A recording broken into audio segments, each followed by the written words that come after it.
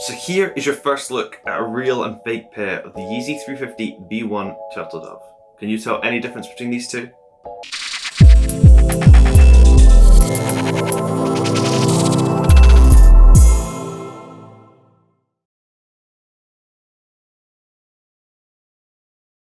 Hello and welcome back to the channel. Today we're taking a look at the Yeezy 350 Boost V1 Turtle Dove, one of my favourite sneakers in my entire collection.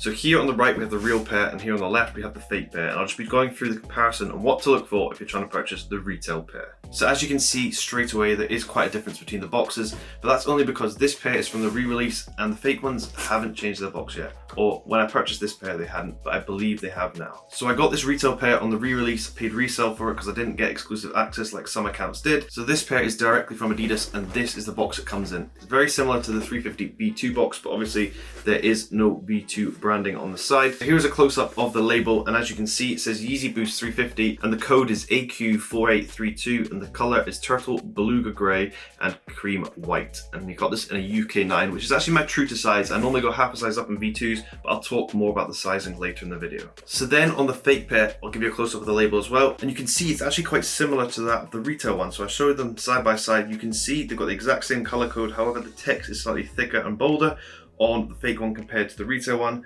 And you can see the sizing is actually UK 8.5. So there is a slight difference in the sizing by half the size, but that is because previously the retail ones fitted half a size small, but I'll talk about the sizing a little bit later. So I can't really talk about the boxes too much just because they're so different, so we'll open them up, take a look at the shoes. What I would say is, obviously the fake one is incredibly damaged, and it opens like this, and you can see the tabs at the end are pretty much broken off already, so it was damaged in shipping. So the first thing about the fake ones is, obviously they're completely exposed when you open them up. The paper is in there, it's just lying flat on the bottom of the box. This is just something that fakes seem to always do. They can't really be bothered to wrap the shoes up in paper, which is a simple fix, but it's a telltale sign if you are buying a pair and it comes like this. Normally, it's a telltale sign that they're fake. And then on the retail one, open it up, you can see the paper completely covers the shoes, which obviously, because it's straight from the Confirmed app, is a telltale sign that this pair is retail as well because they've wrapped the shoe in the paper. But we'll take a closer look at the details on the shoes because nobody really cares about the paper or the box. So here is your first look at a real and fake pair of the Yeezy 350 V1 Turtle Dove.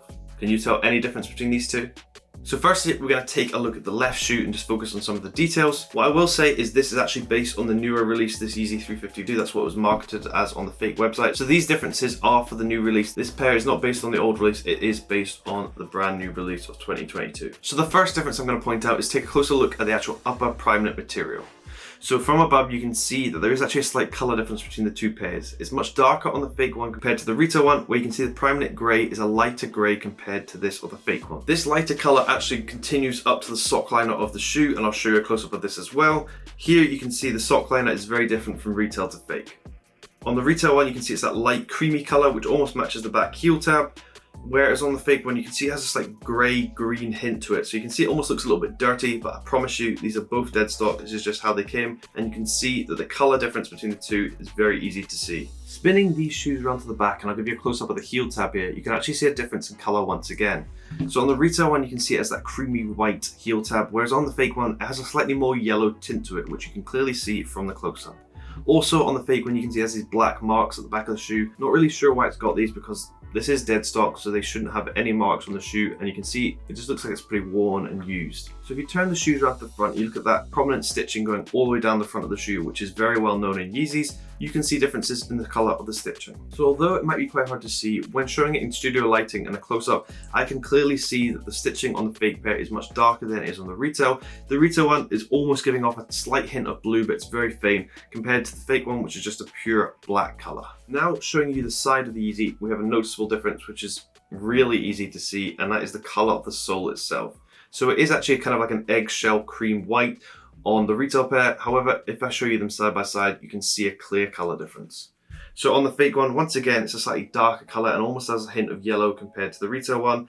This has never been used, so this is a clean colour difference between the two, which shows on the bottom of the shoe as well if I show you them side by side. So Boost has been a problem for fakes for many years, and they don't seem to get it right pretty much ever.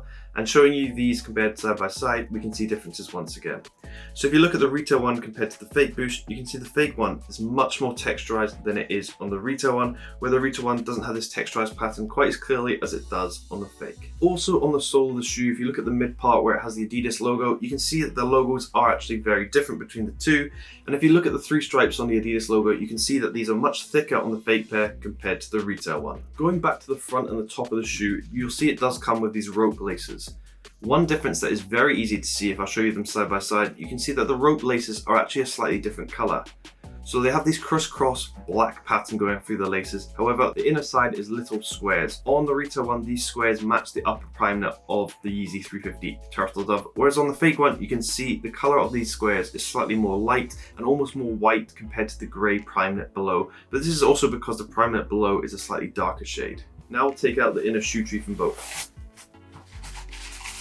So, well, that wasn't expected, but the inner shoe tree is pretty ridiculous. This is the retail one here. You can see it's much larger and actually offers, I guess, a little bit of structural support when your pair is dead stock, whereas the fake one has come with this minuscule piece of paper which pretty much does nothing. They've literally just put it in there for the sake of it, which I was a little bit surprised by.